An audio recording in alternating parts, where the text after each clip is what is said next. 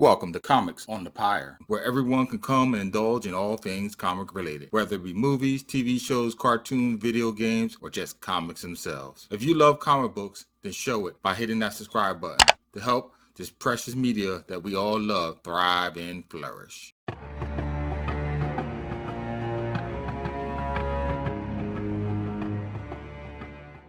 Deep in Derbyshire forest, a strange opal night mist covers the ground like a pall. From the opaque surrounding, a slender Stygian figure emerges. Startled and alone, the young girl stops for her breath, panting like some hare fresh from the chase. A momentary glance back gives her pursuers all that they need to catch their quarry unaware. Zap! In an instant, as if some innate survival mechanism was suddenly triggered, the scared hind becomes a ferocious lion, turning on her attackers and shredding them asunder, until one of them chooses safety over valor, and embrittles her with lead from afar. The slugs find their mark, battering her over the bluff and plummeting her down to her death. But some prey are harder to kill than others, and tonight, the gods are kind and favor the hunted. A whipping kick from behind wrenches the soldiers' eyes from their fleeing quarry. But before the squad leader can give his excuses, he is summarily executed and thrown off the cliff. The price for failure is death, and that is something that a crimson-haired commander simply doesn't tolerate. By dawn, the locomotive and its trail of cabooses round a craggy bend, revealing a sprawling metropolis off in the distance.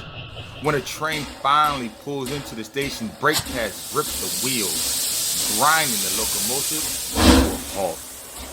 One last compression of steam is released, and stiff-legged passengers finally disembark from their long trek and unload onto the platforms.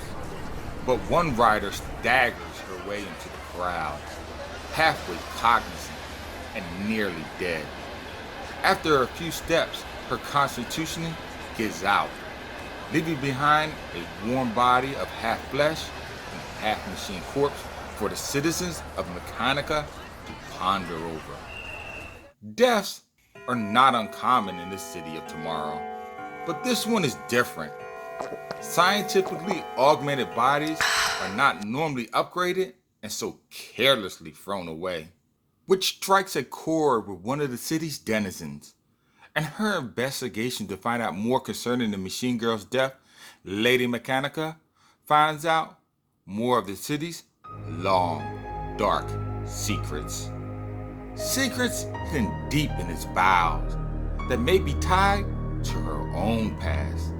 Secrets that are better left kept dead and buried. Welcome, viewer, to this episode of Comics on the Pyre. In this installment, I will be going over Lady Mechanika Volume 1, The Mystery of the Mechanical Corpse, which collects the first entire series of Lady Mechanika, along with the prequel chapter, The Demon of Satan's Alley.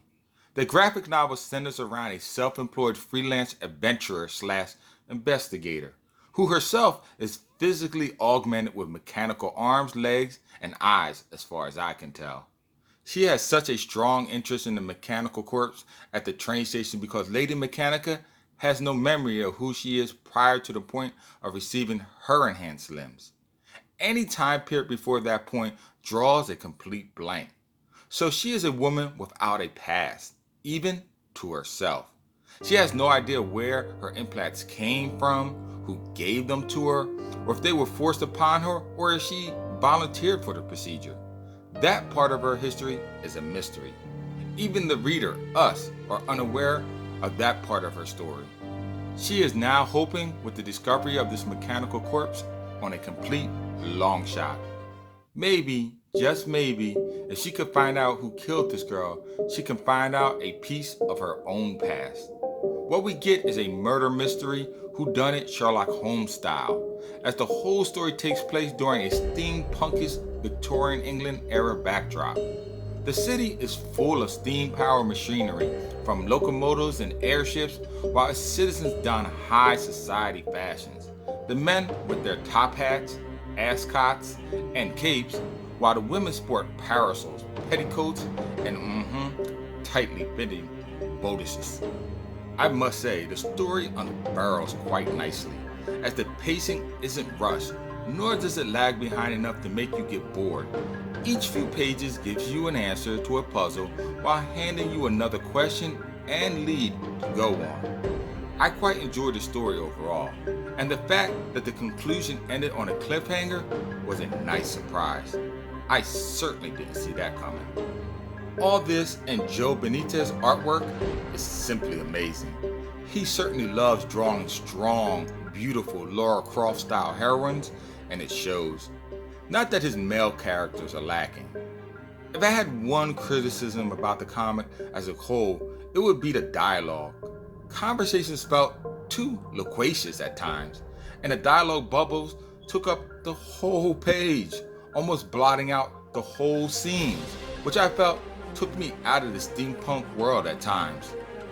Overall, I must say the first volume does a good job of introducing characters for issues to come. Each feels real, purposeful, and connected with one another, which is a good foundation to build a series upon. I wouldn't mind reading more of Lady Mechanica's escapades down the line, which I feel makes me give her a ranking of 4.0 out of 5. A great read. Feel free to check out my YouTube channel, Comics on the Pyre, for other videos like this one. Comment below on other story arcs you feel deserve the limelight. Tap that bell icon before you go. And oh yes, as always, until next time, keep reading, my friends.